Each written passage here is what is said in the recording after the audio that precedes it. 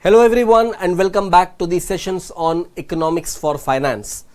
Friends, in this class we will continue with the topic concept and determination of national income. This is the third lecture on this particular topic, and let me remind you, this is the first unit of the first chapter as per your institute study material.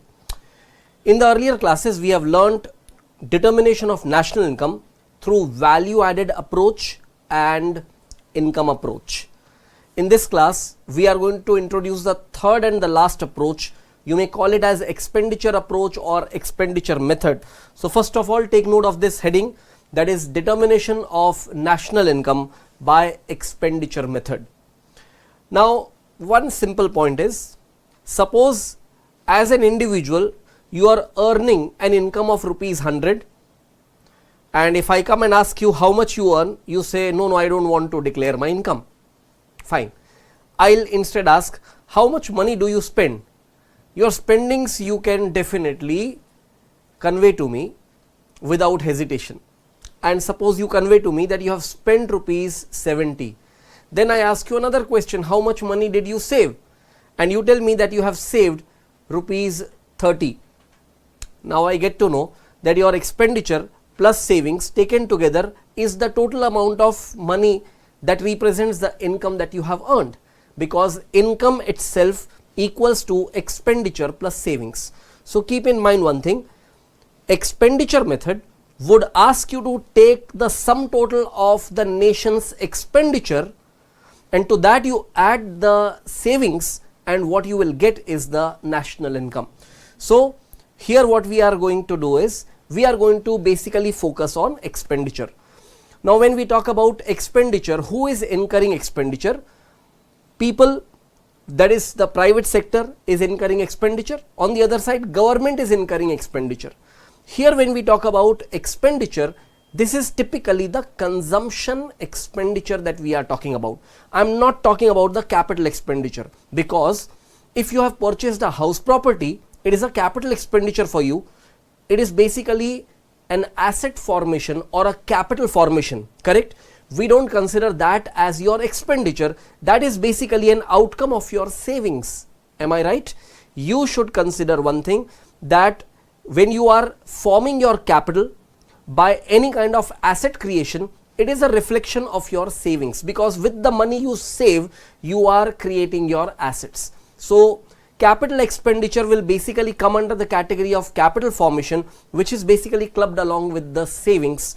On the other side, when you are talking about expenditure, it is purely final consumption expenditure. Mind it, it is final consumption expenditure, not the intermediary consumption, because intermediary consumption will lead to creation of another type of goods or service, correct?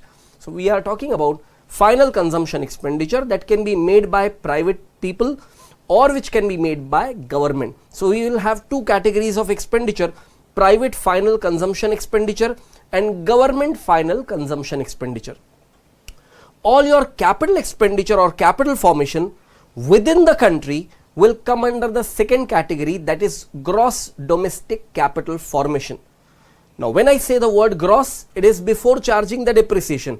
If I say net domestic capital formation, it will be after charging the depreciation or after subtracting the depreciation. So gross domestic capital formation minus depreciation would give you net domestic capital formation. The point over here is, should we take that net domestic capital formation or gross domestic capital formation? Of course, it depends upon what kind of national income base you are landing up at. So here, if we want to arrive at GDP, that is gross domestic product at market price, obviously it is an amount before subtracting depreciation, and as a result we must consider the gross domestic capital formation. So gross domestic capital formation will include all your savings which are reflected through capital formation, or you can also call it as capital expenditure. But keep in mind one thing, it is gross domestic capital formation. If at all you have saved money and that money has been invested outside India, it is not gross domestic capital formation. It is not part of that. It is basically a capital formation in foreign country. So foreign country capital formation we will not count as savings within India or capital formation within India. What we will rather do is we will consider that money as part of your expenditure, as if it is a private final consumption expenditure. So understand one thing, all the savings that are reflecting the capital formation within the domestic territory of the country, only that has to be considered. So basically two components we have identified under expenditure method. One is expenditure, one is savings. So when I say expenditure, basically it is private final consumption expenditure and government final consumption expenditure taken together. On the other side, it is gross domestic capital formation, which will be the other component of determining national income or determining GDP through this expenditure approach. But one thing you have to consider over here, how would you adjust exports and imports? Now here this is a typical point that many students do not understand, that why they are considering this point. You should logically understand this. Imagine that I am an individual. As a citizen of India, I have made expenditure of 10,000 rupees. Out of that 10,000 rupees, 1,000 rupee is an expenditure towards a product which was not manufactured in India. In other words, it was an imported product. I have spent money. That money is not part of GDP of India, correct? I have spent money, but it is not part of GDP of India. Why? Because the product was manufactured by a foreign country's entity. Because it is a foreign country's entity and I am purchasing or I am importing that product from there, obviously it is not part of the national income. It is not part of the GDP of India. It is a foreign GDP. It is a foreign country's income, right? But it is included in my expenditure. So if I am following expenditure approach, I must subtract the imports. And by that same logic, any exports made by Indian entities should be added. Why should you add the exports? Because when you are talking about GDP in India, it is gross domestic product in India. So let us take another viewpoint. An entity has produced 10,000 units of its product, where 7,000 units it has sold within India. Now Indian people and Indian government would have purchased those 7,000 units, but that entity has made an export of those 3,000 units. In that case, that is part of the GDP of India, but Indian people and Indian government did not spend money on that. So it is not included in the final consumption expenditure, but it is part of GDP in India. Therefore exports should be added. So adding exports and subtracting imports, you can take one simple approach. You take the net exports, that is exports minus imports, and the net export will be the third component. So the GDP at market price, when you arrive at through expenditure method, what you need to do is you should first take the final consumption expenditure, which could be private final consumption expenditure and government final consumption expenditure. To that you should add gross domestic capital formation, and finally you should add net exports, that is basically exports minus imports. What if imports are more than exports? Then the component of net exports will be a negative value, and that negative value when added, obviously it is going to reduce the aggregate, and that aggregate is going to be the GDP at market price, and that GDP at market price will be the starting point. Once you get GDP at market price, all other calculations you can easily figure out, because you have learnt all other calculations after a follow up from GDP at market price. And one more note of caution, you should be very clear about one thing, that three different approaches. On pen and paper I may create illustrations where you will be getting national income under all the three approaches exactly same value, but in real life it may not so happen. Because of difficulty in gathering the right information, it may not happen that all the three approaches will bring up with the same result. So in examination you need to first of all follow the instruction given in the question, whether you should follow expenditure method or income method or value added method, depends upon the requirement of the question. Sometimes question doesn't specify, then you should look into what kind of information has been given in the question. Accordingly, you choose the rightful method and do the calculations. Sometimes in examination they may ask you multiple methods. That time be clear. They don't get worried if you are not getting exactly the same values, because there is a possibility that national income computed by one method or one approach may not match with the national income computed by other method or other approach. So talking is done a lot, so let us focus on the notes writing part now. So under this heading, determination of national income by expenditure method, please continue writing. So based on what we have just discussed, please write these notes. Value of the goods and services purchased by each type of final user mentioned below shall be added in computation of national income. So the first heading goes to final consumption expenditure, and as we have discussed, this will be classified into two categories. One will be private final consumption expenditure and one will be government final consumption expenditure. So let us first write some note about private final consumption expenditure. Value of final sales of goods and services to consumer households and non-profit institutions serving households acquired for consumption, not for use in production, at market prices. So as we have discussed earlier, keep in mind one thing, that here we are not going to consider those goods which are meant for use as intermediary in some other production processes. These are meant for final consumption. Anyway, please write this quickly and then I take you ahead.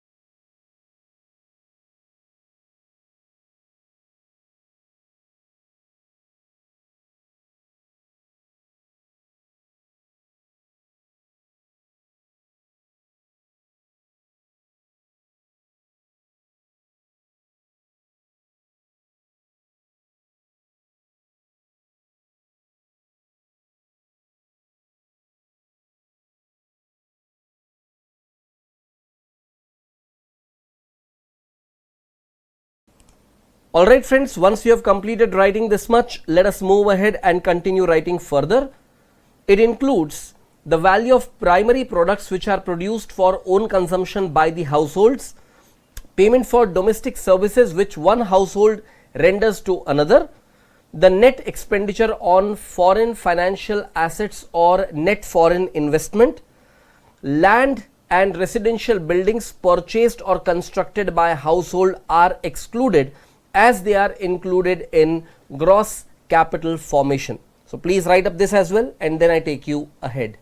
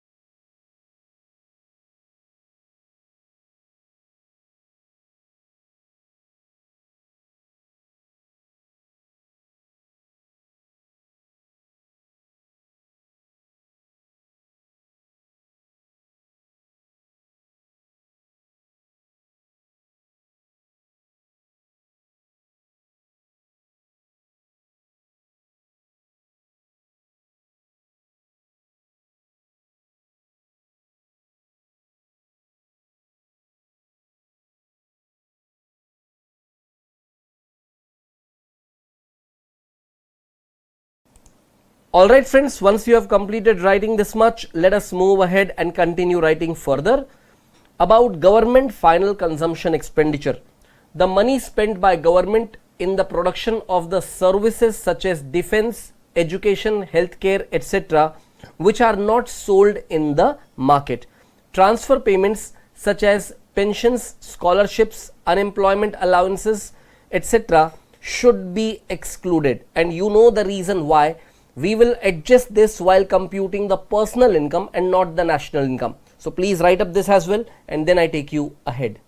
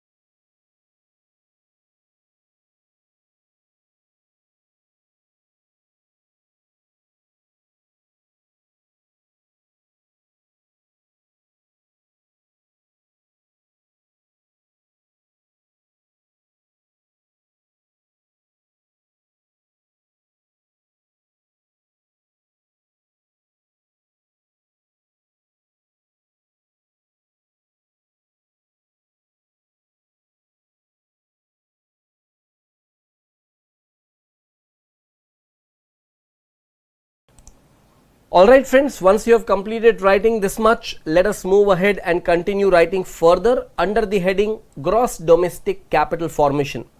Gross domestic fixed capital formation, that is gross investment, is that part of country's total expenditure which is not consumed but added to nation's fixed tangible assets and stocks.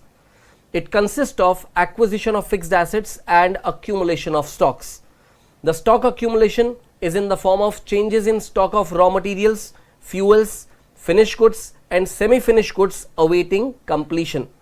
Thus, gross investment includes final expenditure on machinery and equipment and own account production of machinery and equipment, expenditure on construction, expenditure on changes in inventories and expenditure on the acquisition of valuables such as jewelry and works of art, etc.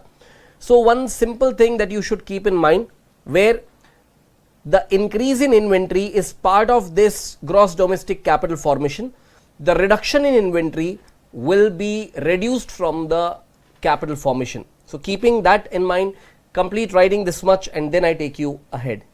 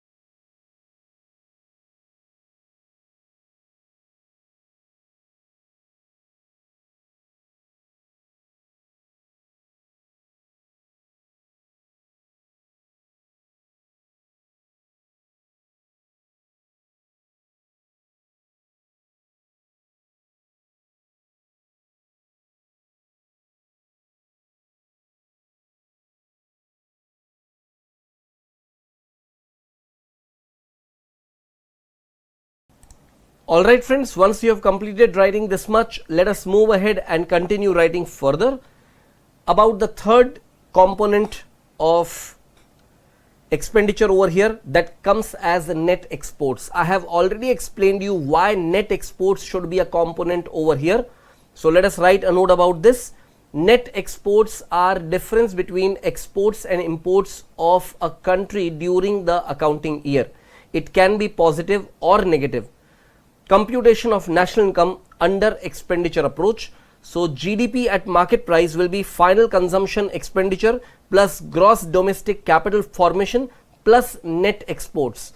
So GNP at market price will be GDP at market price plus net factor income from abroad. GNP at factor cost will be GNP at market price minus net indirect taxes, and NNP at factor cost will be GNP at factor cost minus depreciation. So these later lines I don't have to explain you because you have been learning this right from the beginning. So quickly write up this whole thing and then I take you ahead.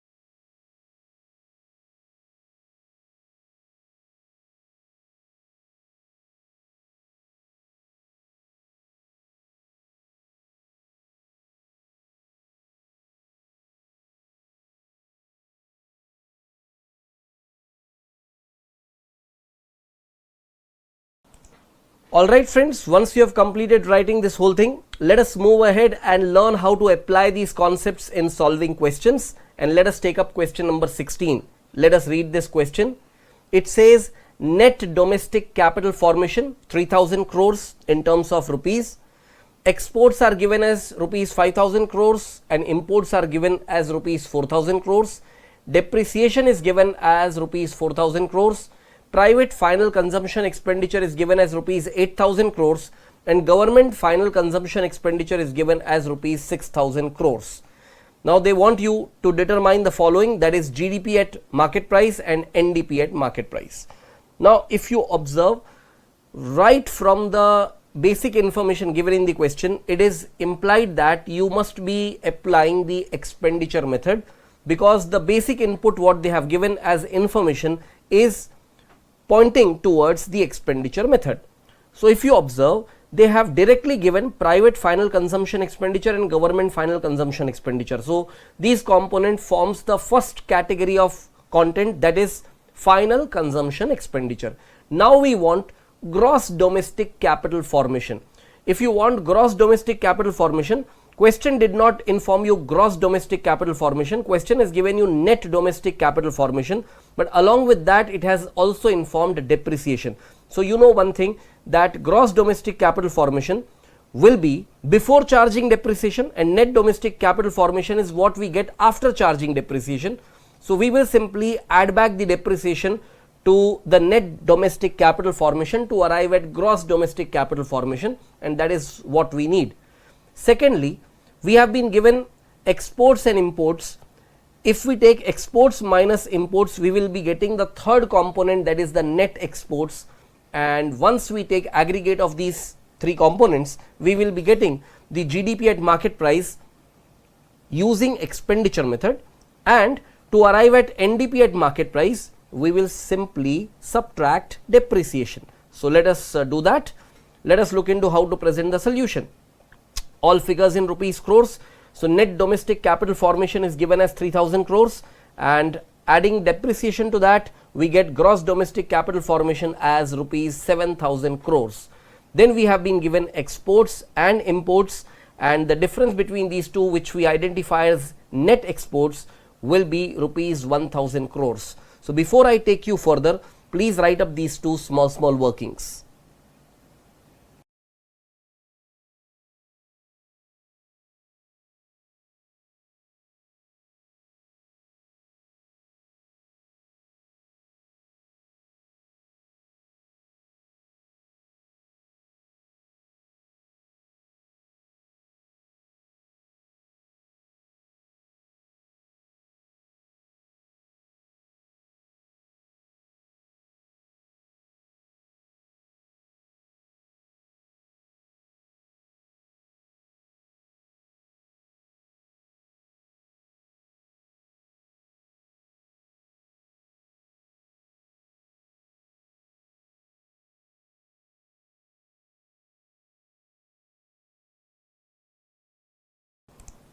Alright friends, once we have completed these workings, let us move ahead and continue solving the question further. So we take final consumption expenditure, which is private final consumption expenditure, as rupees 8000 crores, government final consumption expenditure is rupees 6000 crores, gross domestic capital formation we have already worked out in the earlier workings, that is rupees 7000 crores, and net exports also we have worked out in the earlier workings, which is rupees 1000 crores. The aggregate of these all will be the gross domestic product at market price, that is GDP at market price, using expenditure method, and that works out to rupees 22,000 crores. Now once you get GDP at market price, simply subtract depreciation and you will be getting NDP at market price as rupees 18,000 crores. So please write up this whole thing, and that will be end of the solution.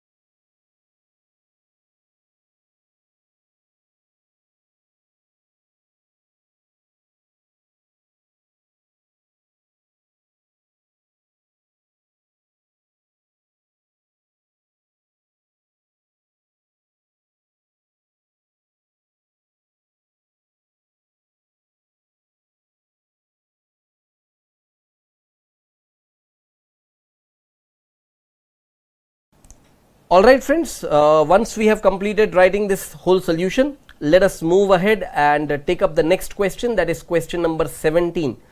Let us read this question. It gives you information as net domestic capital formation, exports, imports, depreciation, private final consumption expenditure and government final consumption expenditure. And further, they have also informed income of Indian citizens and companies earned abroad and income of foreign citizens and companies earned in India. Now, if you observe the pattern in which this information is given other than these two lines, it is exactly following the previous question's information, correct, exactly in the same line, with which you can easily compute GDP at market price and NDP at market price without any problem. Now, coming to the other two lines, it is GNP at market price and NNP at market price. Converting the domestic values into national values, you know, you have to make adjustment of net factor income from abroad, and that is already given as in these two lines. That means if you can club these two information, you can easily arrive at net factor income from abroad, and with that you will be able to convert the domestic values into national values. So I think you should try out solving this question on your own. I'll give you exactly 5 minutes of time, and your time starts now.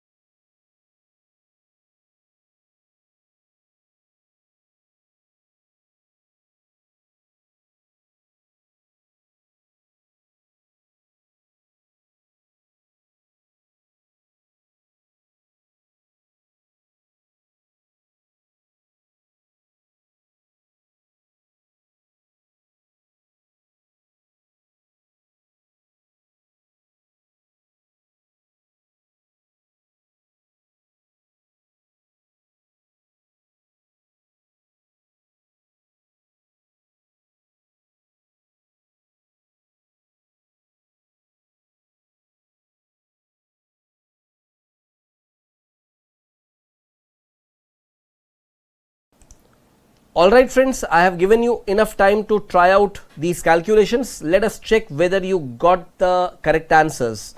So as usual, you will be first carrying out small workings. You take the net domestic capital formation, to that you add depreciation, you will be getting gross domestic capital formation. I am sure you would have done the same. Exports minus imports will give you the net exports, that will be one additional working. So quickly check. If you haven't written this, I am giving you time, please write it down.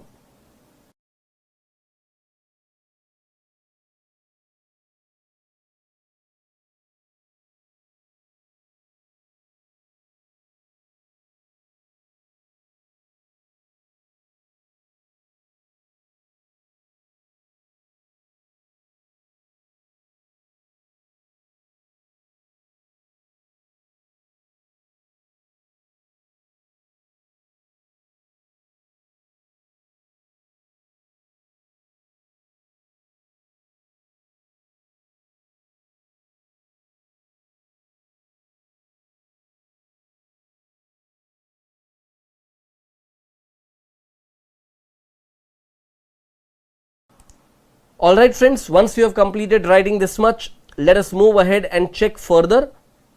Now check whether you have done this. Private final consumption expenditure, to that you add government final consumption expenditure, to that you add gross domestic capital formation, and you add net exports, and what you will get is GDP at market price. Then you also consider income of Indian citizens and companies earned abroad, and from that you subtract the income of foreign citizens and companies earned in India, and that will give you net factor income from abroad, which is a negative value over here. Now you got GDP at market price as rupees 21,000 crores and net factor income from abroad is negative 1,000 crores. So through this you can arrive at GNP at market price, that will be rupees 20,000 crores. So please write up this part of the solution and then I take you ahead.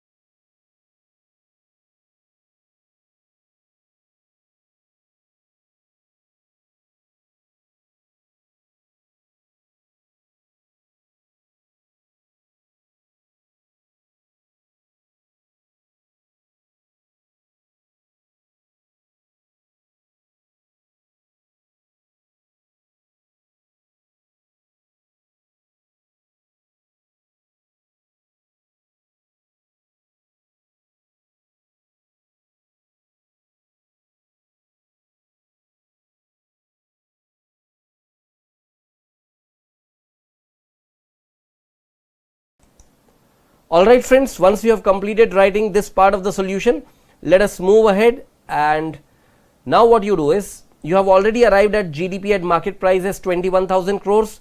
From that you subtract depreciation and you will be getting the NDP at market price, that is net domestic product at market price.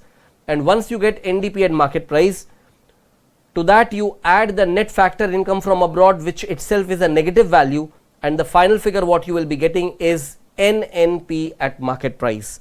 So please write up this part as well, and that will be end of the solution.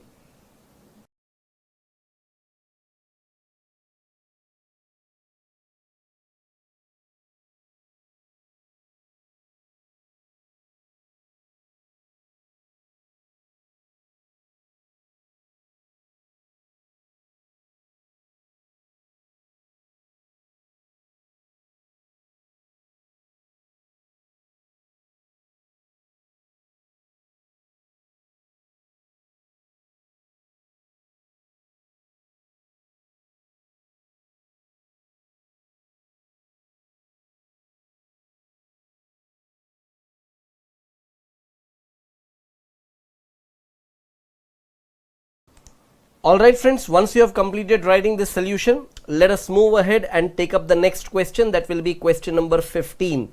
Let us read this question. From the following data, calculate gross domestic product at factor cost and gross domestic product at market price.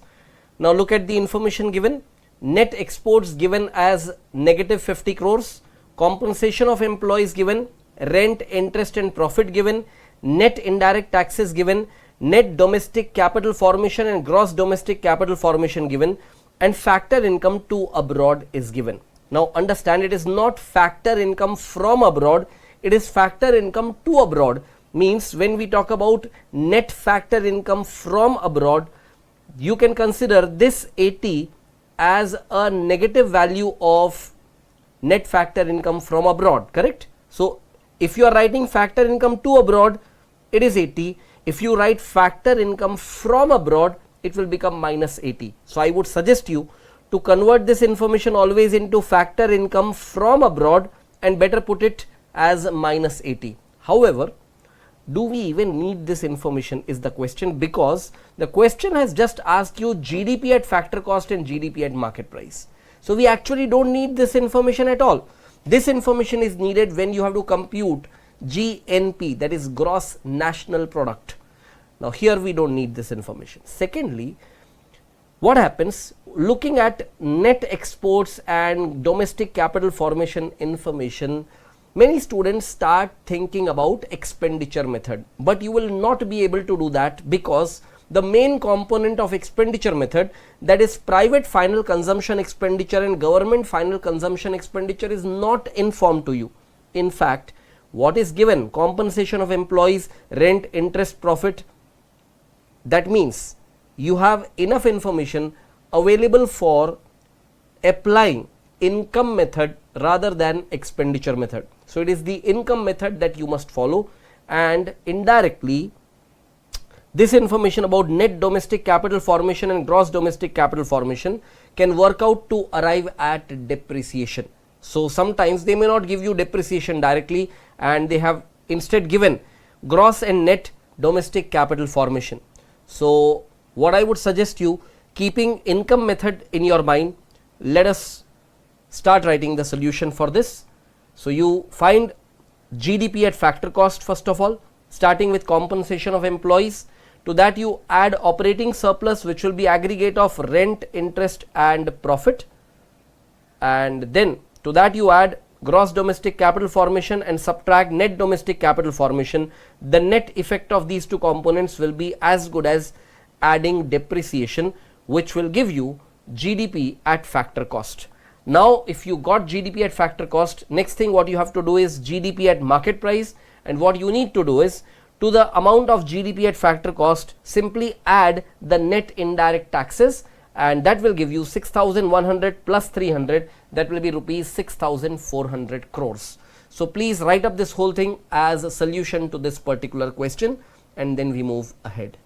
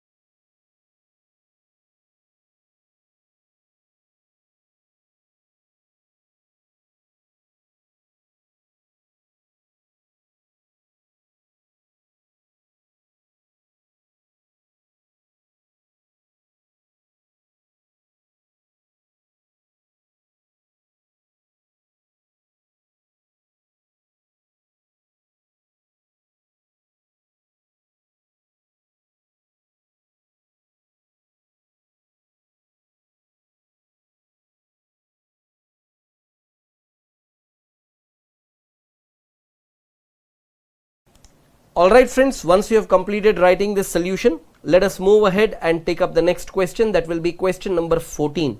Let us read this question. Calculate NI, that is national income, with the help of expenditure method and income method with the help of following data.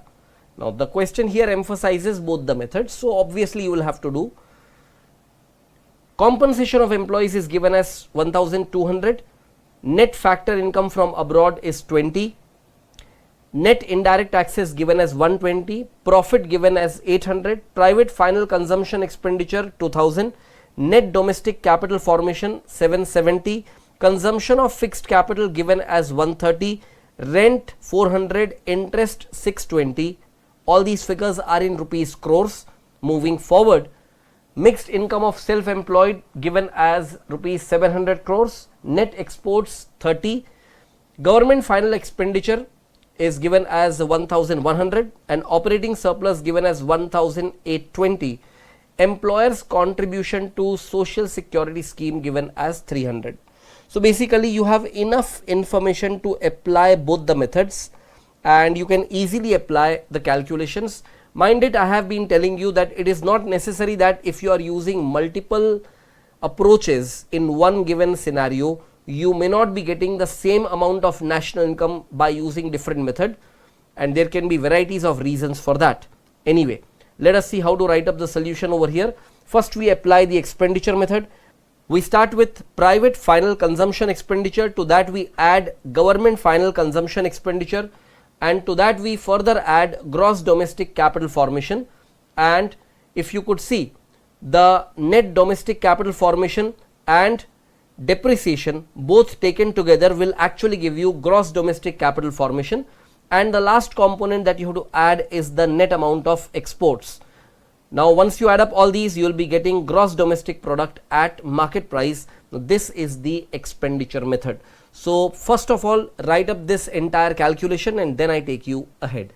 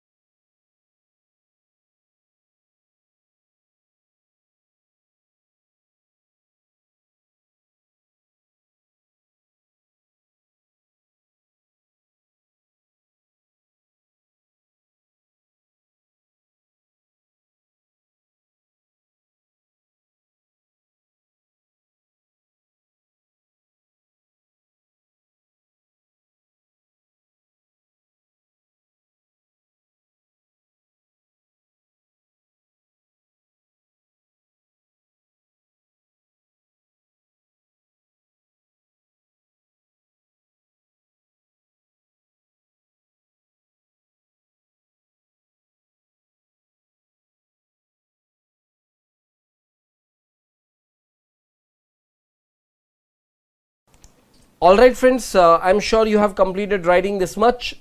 Now we have applied expenditure method by far, but the end answer has not been obtained yet because the question has demanded the calculation of national income. What we have arrived at is gross domestic product at market price, whereas national income means net national product at factor cost. So we will have to do some adjustments to this particular final value which we got as GDP at market price. So let us do that needful part. To compute NNP at factor cost, we begin with GDP at market price. To that we add net factor income from abroad and subtract net indirect taxes and subtract depreciation, and we will be getting net national product at factor cost or national income as 3,800 crores. So please write up this part and then I take you ahead.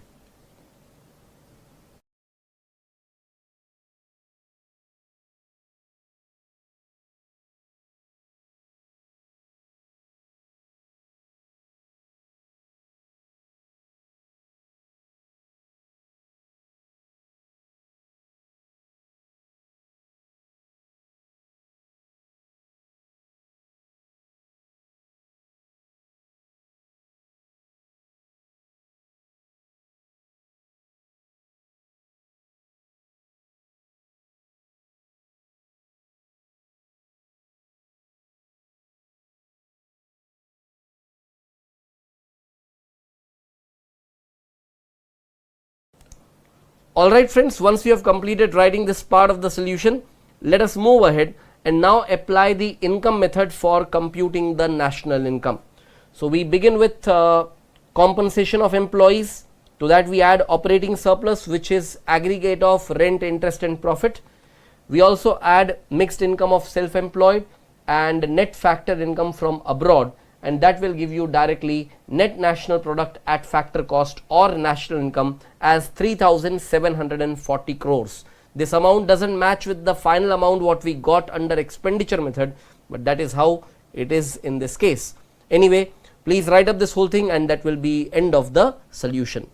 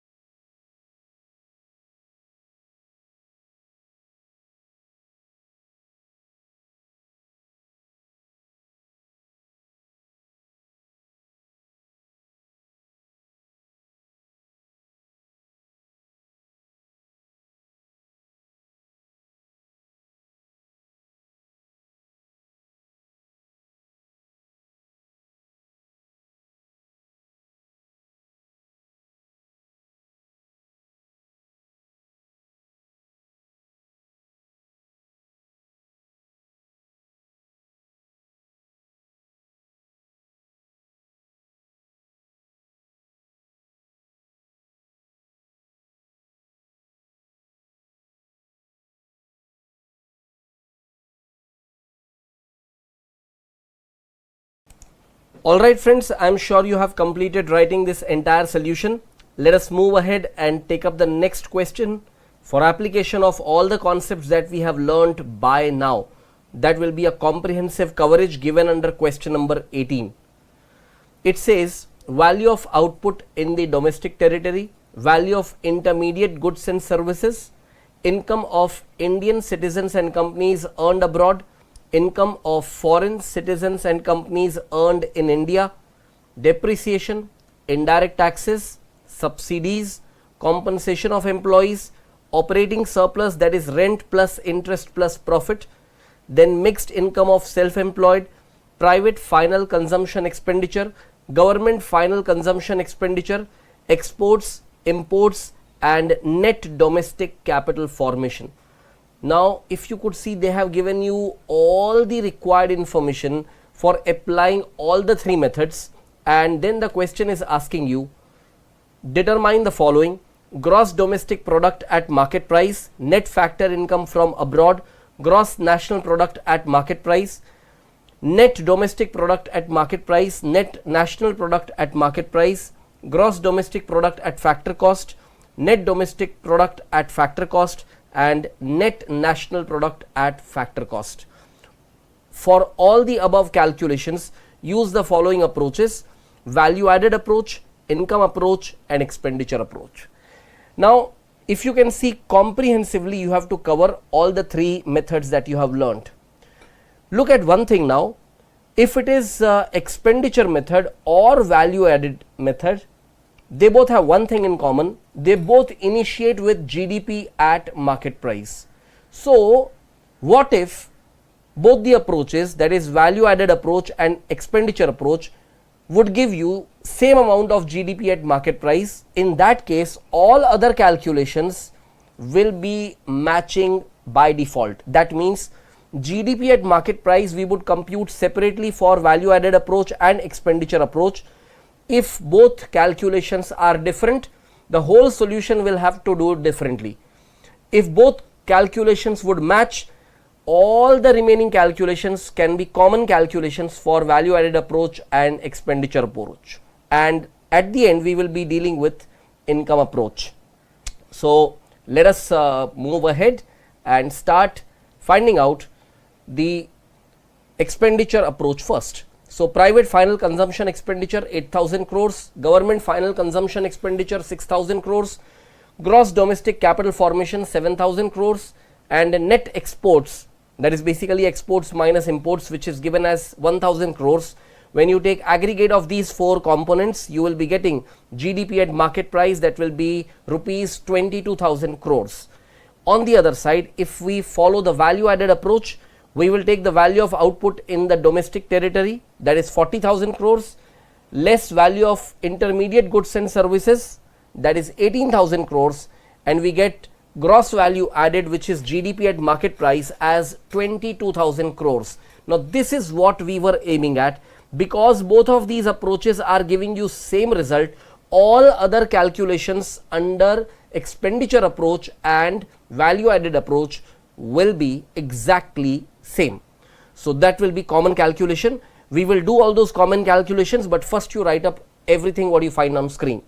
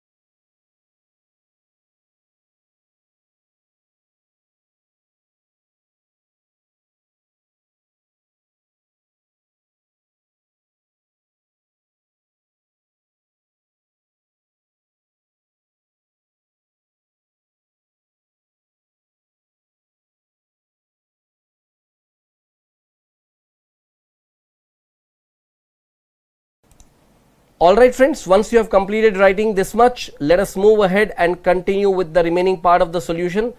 You keep mentioning one thing, that all figures are in rupees crores. Now income of Indian citizens and companies earned abroad minus the income of foreign citizens and companies earned in India would give you net factor income from abroad, which is rupees 2,000 crores. So GNP at market price will be GDP at market price plus net FIFA, and that will give you 22,000 plus 2,000, that will be rupees 24,000 crores. Now when you get GDP at market price as 22,000 crores, you subtract depreciation, that is 4,000 crores, you will be getting NDP at market price, that will be 18,000 crores. I have used these capital A, B, C, D, E and so on for resembling all the calculation bases that we have shown earlier. So please write up this part of the solution and then I take you ahead.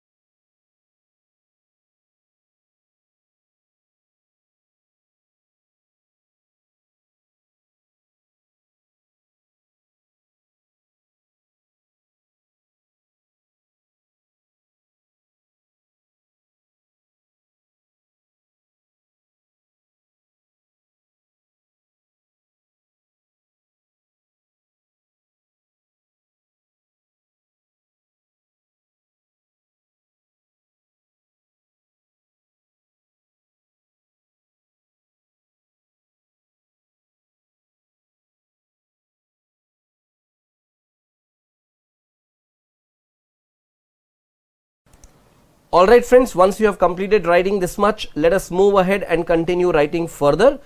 Now what we do is we start with GNP at market price, which is 24,000 crores. From that we subtract depreciation, that is 4,000 crores. We will be getting NNP at market price, that will be 20,000 crores. Then we take NDP at market price, that was 18,000 crores, and to that we add net factor income from abroad, and what we will be getting is NNP at market price, that is 20,000 crores. Look at one thing, you compute NNP at market price this way or this way, it will not make any difference. Ultimately the three figures that we have computed, A, B and C, you take A plus B and then minus C, or you take A minus C and then add B, always it will give you the same result. Now GDP at market price is 22,000 crores, less indirect taxes and add subsidies, you would be getting gross domestic product at factor cost, which we have marked as D, and which comes to rupees 18,000 crores. Before I take you ahead, please write up all these calculations that you find on screen.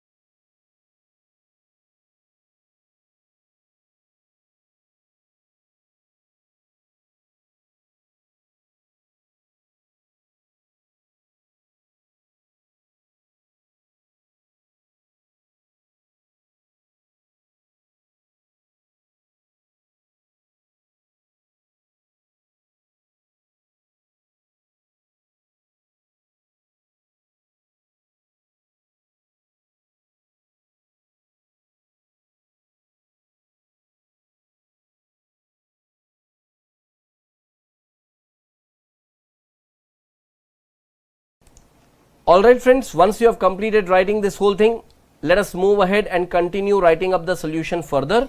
All figures in rupees crores. We got NDP at market price as 18,000 crores minus indirect taxes and plus subsidies would give you NDP at factor cost, that will be 14,000 crores. Now GDP at factor cost we got as 18,000 crores.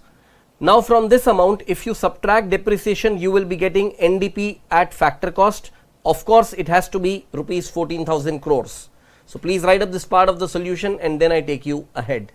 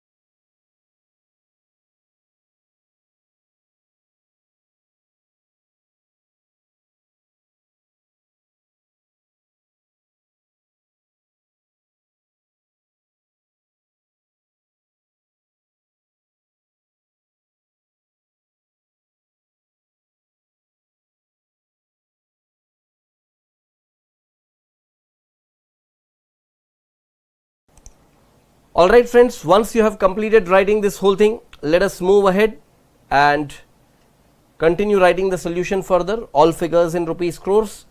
Now we are following the income approach. Compensation of employees comes to 7,000 crores. Operating surplus, that is rent plus interest plus profit, is 5,000 crores. Mixed income of self-employed is 2,000 crores. And what we find, the aggregate of these three is net domestic product at factor cost, which is 14,000 crores. Look at one thing, even the figures as per income approach are matching with the figures as per expenditure and value added approach. That means all the calculations ahead, even under income approach, can be made as common calculations. But before I take you ahead, please write up this much quickly.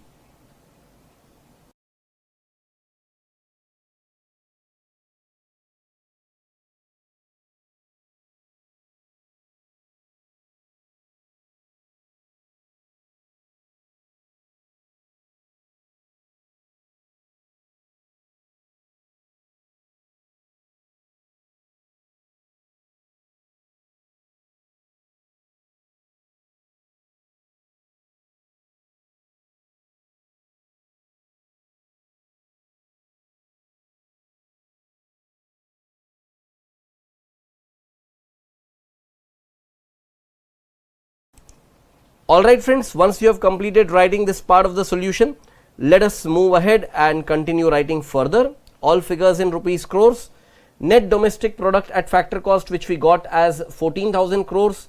To that, when you add net factor income from abroad, you will be getting net national product at factor cost, that is NNP at factor cost, which is the representation of national income. So net national product at market price we got as 20,000 crores earlier. From that, if you subtract indirect tax and add subsidies, you will be getting the same value, that is 16,000 crores as national income. So please write up this whole thing, and that will be end of the solution.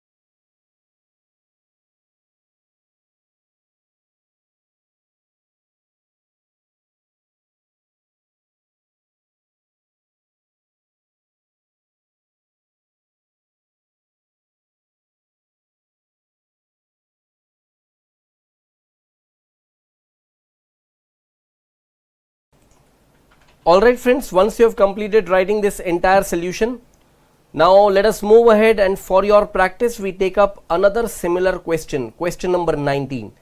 The content of question number 19 is designed exactly the same way as you have solved question number 18. This is basically meant for your practice only, and this is requiring you to make exactly similar calculations and asking you to use all the three approaches. So what I would do is, I'll give you exactly 12 minutes time to solve this entire question. I would suggest make rough calculations and keep your calculations fully ready within 12 minutes time, and once the time is over I will show the solution on screen. That time you can verify what you have done, and that is the time when you should write it up in your fair notebooks as proper presented solution. So I have given you 12 minutes time and your time starts now.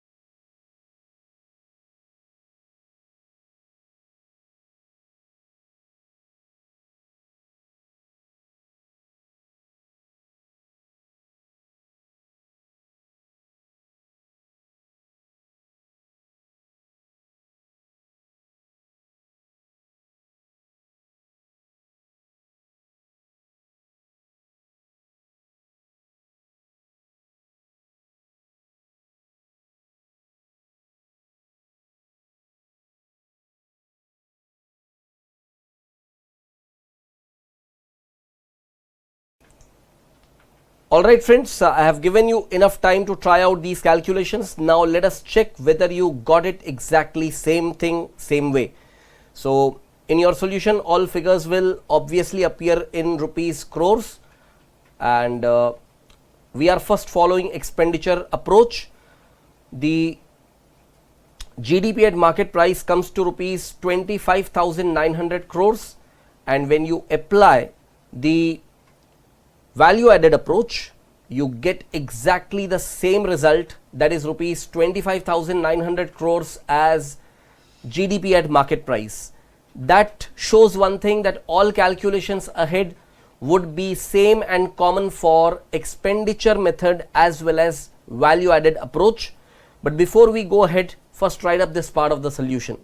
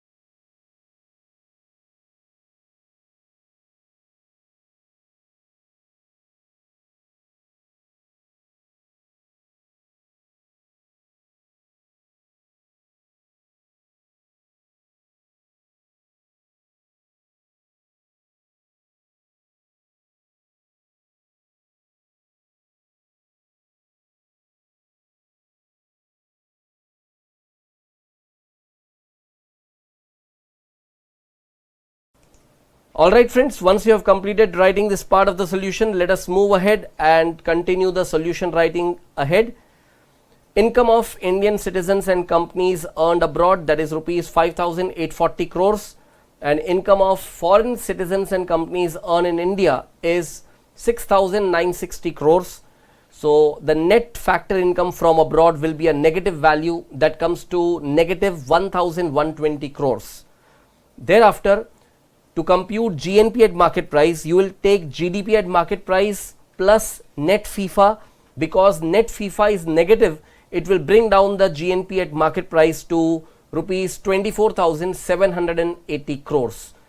Next thing what you have to do is take GDP at market price, that is 25,900 crores, and from that you subtract depreciation and you arrive at NDP at market price, that will be 22,020 crores.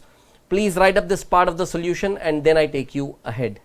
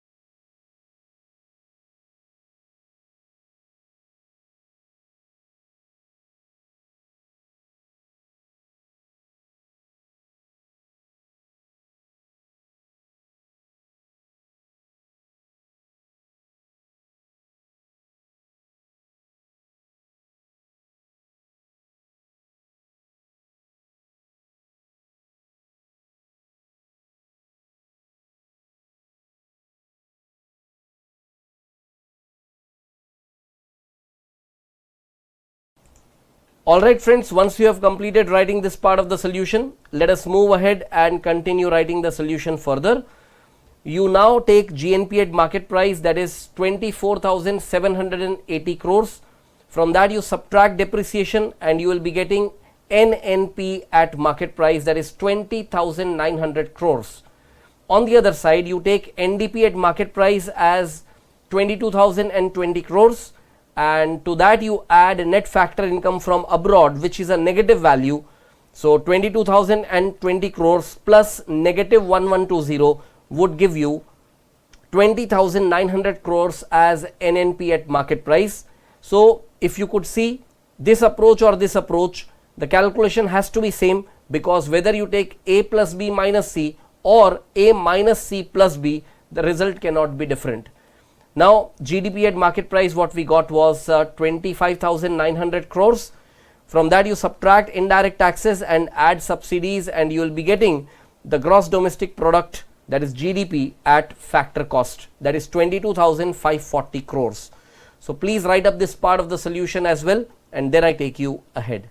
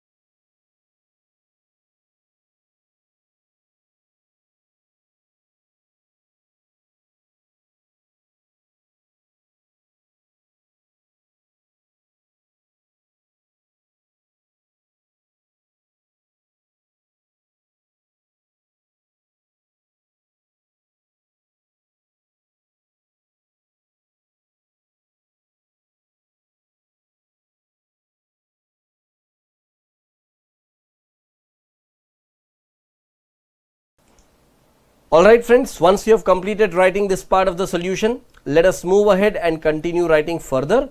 All figures in rupees crores. We got NDP at market price as 22,020 crores. From that you subtract indirect taxes and add subsidies and you will be getting NDP at factor cost, that comes to 18,660 crores. Next what you do is you take GDP at factor cost, that is 22,540 crores. From that you subtract depreciation and you will be getting net domestic product at factor cost. Obviously it has to be 18,660 crores. So please write up this part of the solution as well, and then I take you ahead.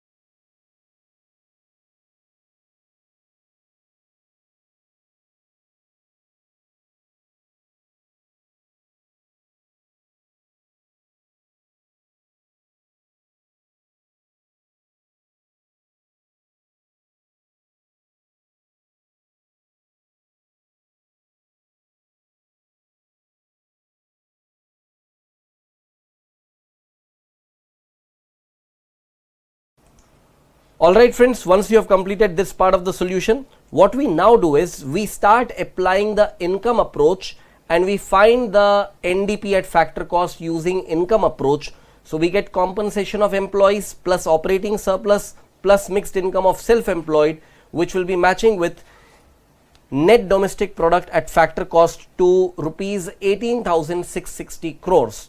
Now this is just a coincidence, right? That here also the NDP at factor cost is matching with the earlier computed NDP at factor cost through other approaches. So one thing what we are completely convinced now is that all the three approaches are giving you exactly same result. So all calculations ahead can be made simply as common calculations. But before we do those common calculations, please write up this part of the solution in your notebooks.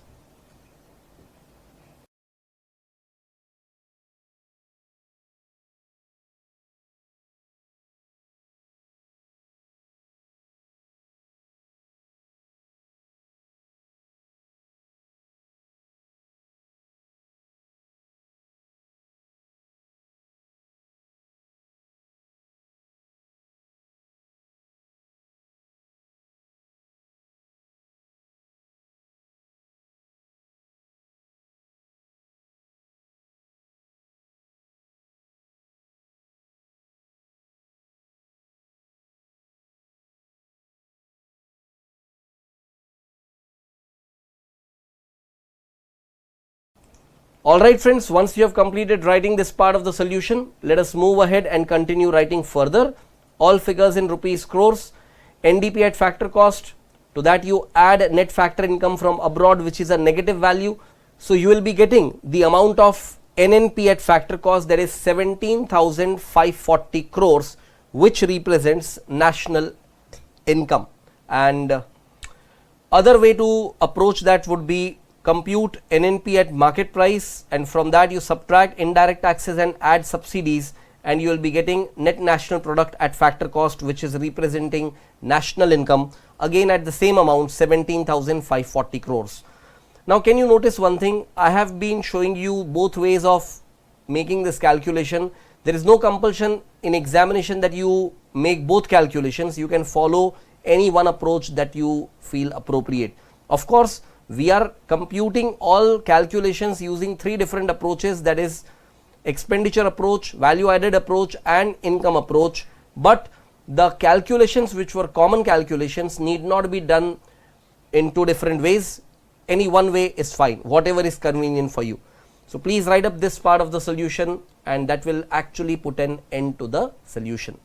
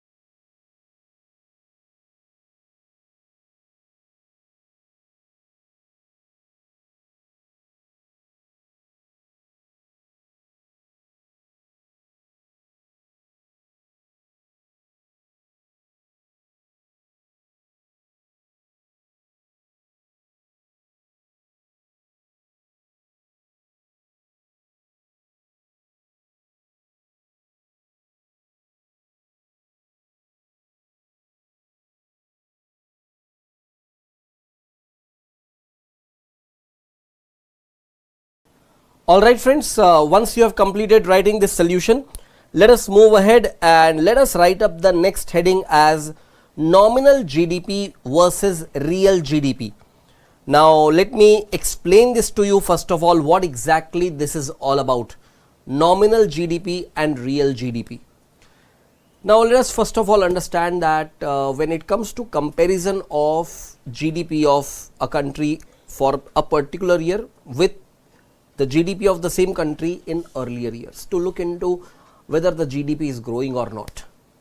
And suppose I tell you that GDP in the previous year was 4,000 crores and GDP in the current year is 4,200 crores.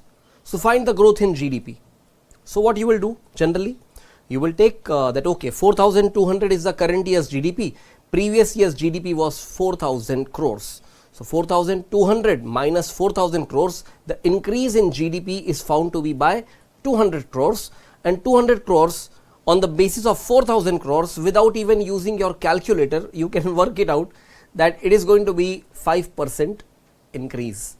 That 5% increase is reflected as growth in your GDP. This could be simple common sense applied by anyone. However, we cannot ignore one very important factor that can come in between, and that is basically the factor of inflation.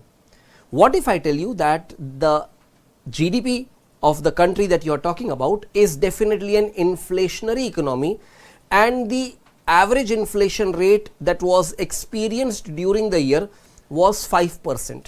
What does that mean? That the general price level has risen by 5%. So actually speaking, that 4,000 crores became 4,200 crores, not because of growth in GDP, but because of the rise in the price level. So logically, there was no growth in GDP. How do you conclude that there was no growth in GDP? The current year's GDP, what we are finding as 4,200 crores, will be considered as nominal GDP, and the real GDP is the GDP of the current year, but based on the price level prevailing in the base year, which was 4,000 crores, and with 5% inflation it became 4,200 crores. So 4,200 crores is your nominal GDP of current year.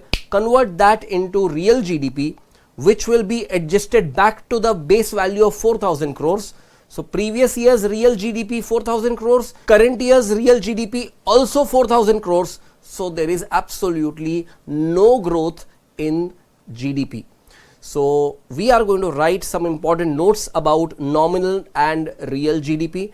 Then I am going to give you a lot of examples to understand the basic application of this concept of nominal GDP, real GDP and the inflation rates. And we will also introduce an intermediary calculation factor that we call as GDP deflator. So there is a lot to learn within this small area, but let us learn systematically one by one. So let us first begin with writing some important notes over here. In this heading, that is nominal GDP versus real GDP, please write nominal GDP means GDP calculated at current prices. Real GDP means GDP calculated at base year's prices. Nominal GDP increases with the increase in price level. Real GDP remains constant with the increase in price level. Nominal GDP changes with the change in price and output both. Real GDP changes with the change in output only. Comparison of current year nominal GDP with last year's nominal GDP will not give correct comparison of increase or decrease of GDP. Comparison of real GDP of different year is the correct comparison. That is why whenever you want to make comparison, the right basis that you should adopt must be the real GDP and not the nominal GDP. So please write up this whole thing and then I take you ahead.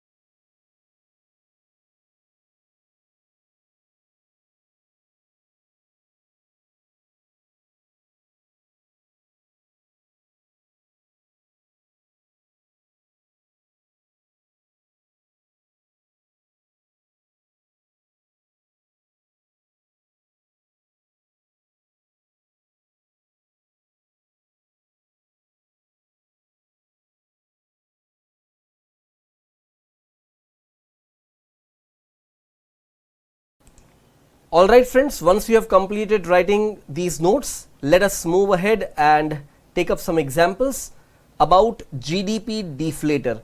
Now carefully write up this thing first.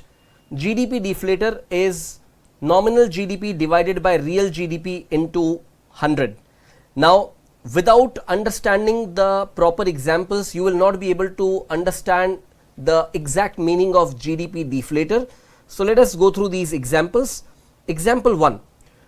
Nominal GDP is given as 4,200 crores and real GDP is given as 4,000 crores. So if you apply the formula GDP deflator, that will be nominal GDP divided by real GDP into 100, that is 4,200 divided by 4,000 into 100, and that gives you 105%. So basically when GDP deflator indicates 105%, what exactly it means? Let me explain this point to you. What was the base of 4,000 crores has now become 4,200 crores because of the rise in price. So what was available for rupees 100 in the previous year will now be available at 105. That means indirectly the general price level has risen by 5%, and that indicates inflation. So the concluding line will be the price level has risen by 5% since GDP deflator is 105%. So please carefully take note of this entire example and then I take you ahead.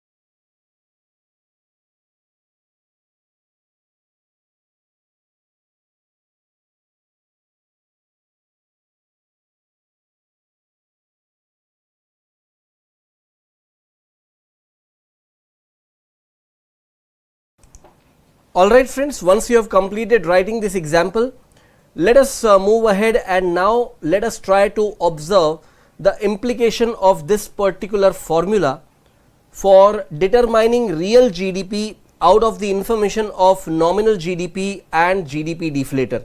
So it is very easy. Out of these three factors, if you have any of the two information available, the third one you should be able to find out. So if GDP deflator equals to nominal GDP divided by real GDP into 100, if I ask you to find through this formula the value of real GDP, simply cross multiply, let real GDP come this side and GDP deflator come in the right hand side as a denominator.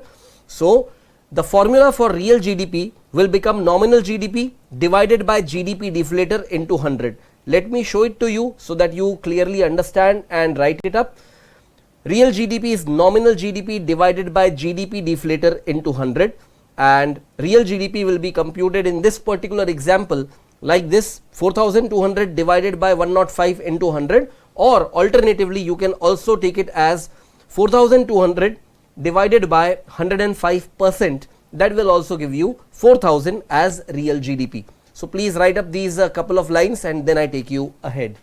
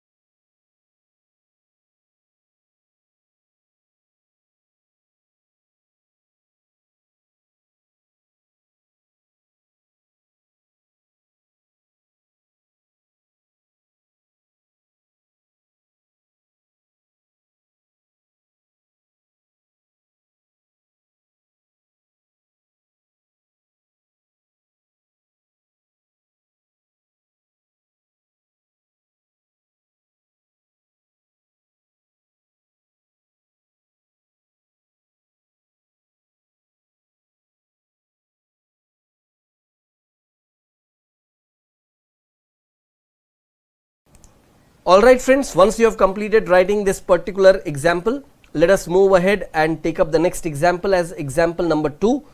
Now some data has been given to you, and what is given as real GDP in each of the 3 years 2019, 2020 and 2021 is same amount, that is 4000 crores, and nominal GDP in each of these years have been given. Now look at one thing. Which is the base year out of the 3? It is implied that 2019 is the base year. Why? Because real GDP and nominal GDP, both the values are at par, and because there is no increase in the real GDP, that means there is no increase in output, or in other words no growth in GDP. Whatever is changing on account of nominal GDP, it is only and only on account of the price changes, that is on account of inflation.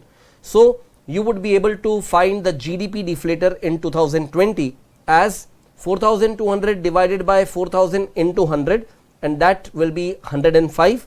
GDP deflator in 2021 will be 4410 divided by 4000 into 100, and that will be 110.25. So we have found GDP deflator of both of these years, and now with the information of GDP deflators of the 2 years, we will be able to identify what would be the inflation rate in 2021.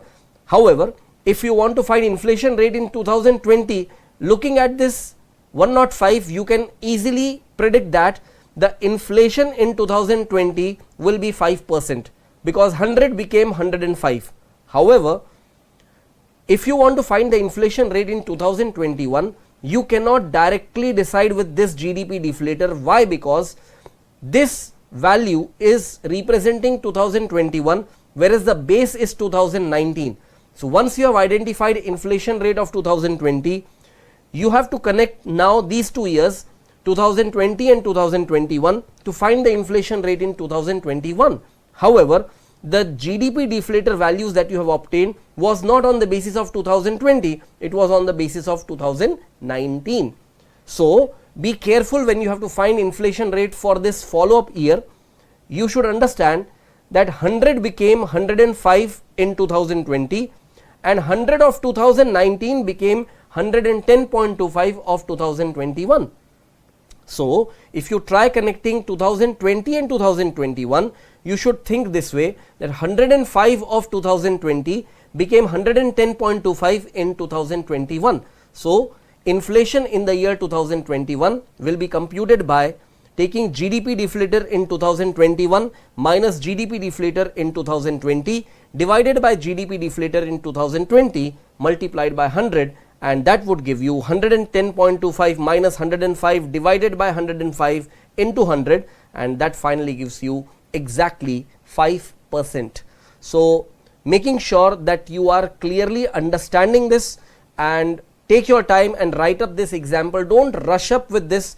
I am giving you proper 5 minutes time to note down this example. It is not just to copy the figures. You work with this example, try understanding it, use your calculator, use your brain, make sure that you are able to do this, because when I give you the next example, I will ask you to solve it on your own.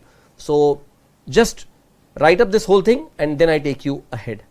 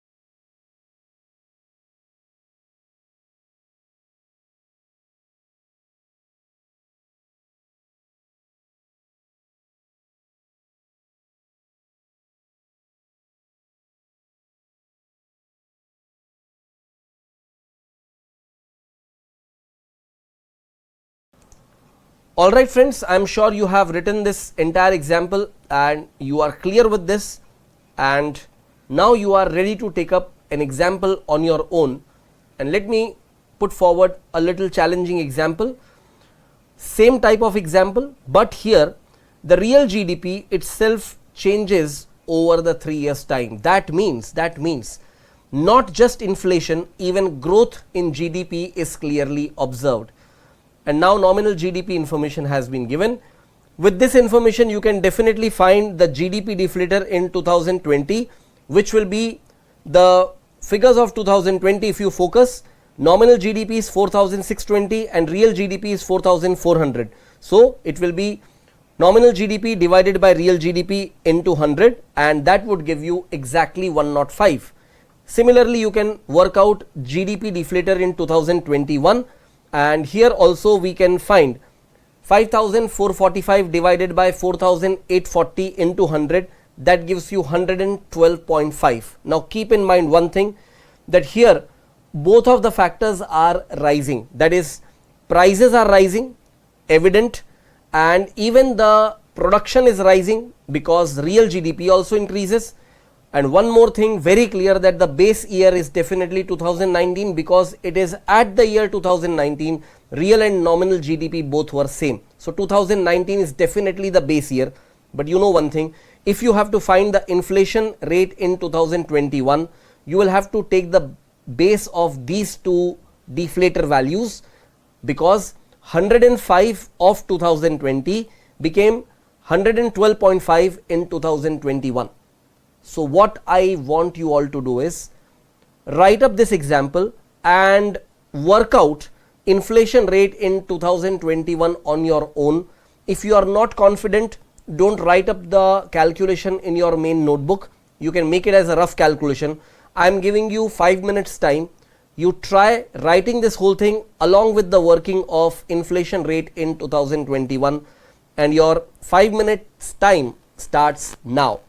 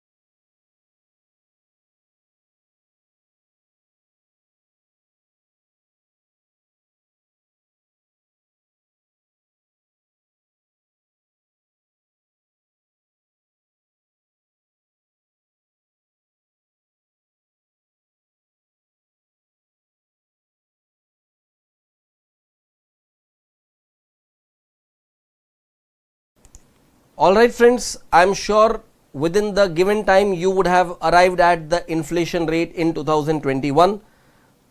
The idea is very clear and simple. It will be GDP deflator in 2021 minus GDP deflator in 2020 divided by GDP deflator in 2020 multiplied by 100. You know the way in financial management you always take P1 minus P0 divided by P0. That straight logic works over here for finding out the inflation rate, and that works out to exactly 7.1429% as inflation rate in 2021. If this was your answer, fantastic. If this wasn't your answer, not a problem. You can now note down these last few calculations in your notebook. I'll give you a minute's time to do this writing work and then we move ahead.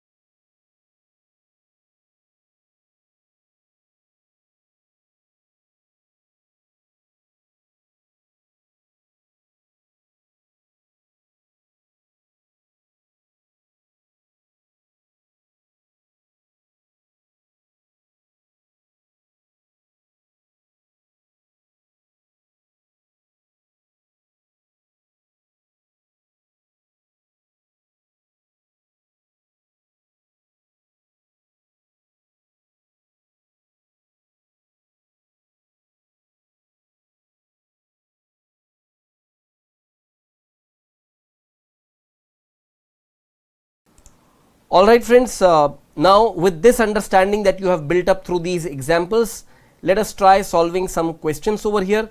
These questions are in your textbook as well as the same questions you will be finding in ICAI study material as well. Getting started with question number 3. What is given over here? The nominal and real GDP respectively of a country in a particular year are 3000 crores and 4700 crores respectively. Calculate GDP deflator and comment on the level of prices of the year in comparison with the base year. Now notice one thing. Generally in an inflationary economy, we would find nominal GDP greater than real GDP. But notice in the order in which they have given the information, nominal and real GDP are 3000 crores and 4700 crores. That means the nominal GDP is lower than the real GDP. This cannot be a case of inflation, this will be a case of deflation, and therefore the GDP deflator what you work out will be obviously lower than 100. Let me show you that calculation and the concluding part. Nominal GDP is given as 3000 crores, real GDP is given as 4700 crores. GDP deflator as per the formula what we have learned, nominal GDP divided by real GDP into 100. That will be 3000 divided by 4700 into 100, and that would give you 63.83. So we can conclude that the price level has fallen since GDP deflator is less than 100, and that is at the level of 63.83. So keep in mind one thing, whenever GDP deflator is greater than 100, it is a case of inflation. Whenever GDP deflator is less than 100, it is a case of deflation, that is indicating the price level has fallen down. If GDP deflator is exactly 100, we can say there is no inflation at all. So anyway, please write up this calculation and then I take you ahead.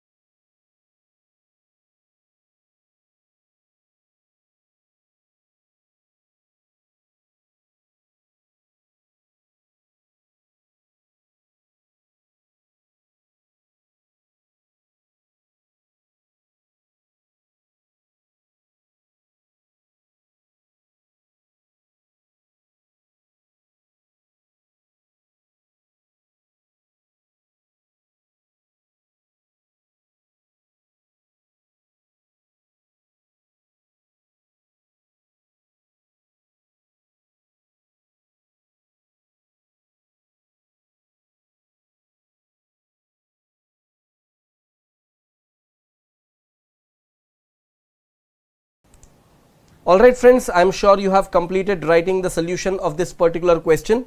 Let us move ahead and take up the next question, that will be question number 4. Let us read this question.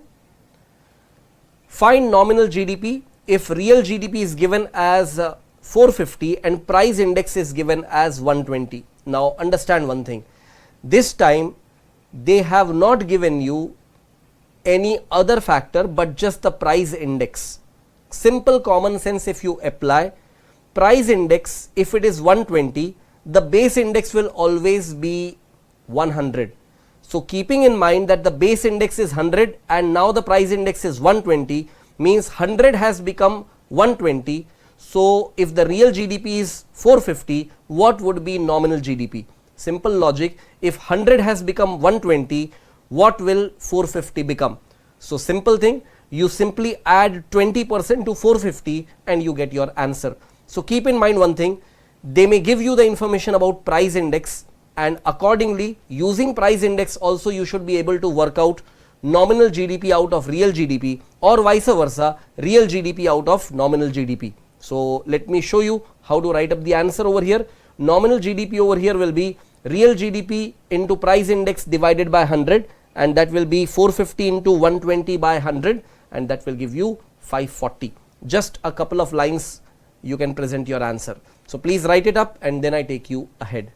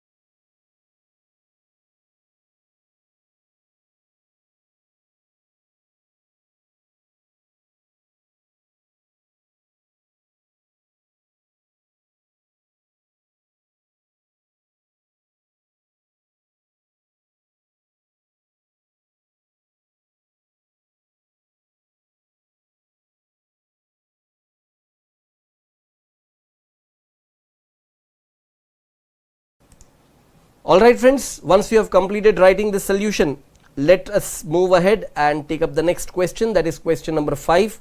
Let us read this question. Suppose nominal GDP of a country in the year 2010 is given as rupees 600 crores and price index is given as base year 2010 is 100. Now let nominal GDP increase to rupees 1200 crores in 2018 and price index rises to 110, find out real GDP.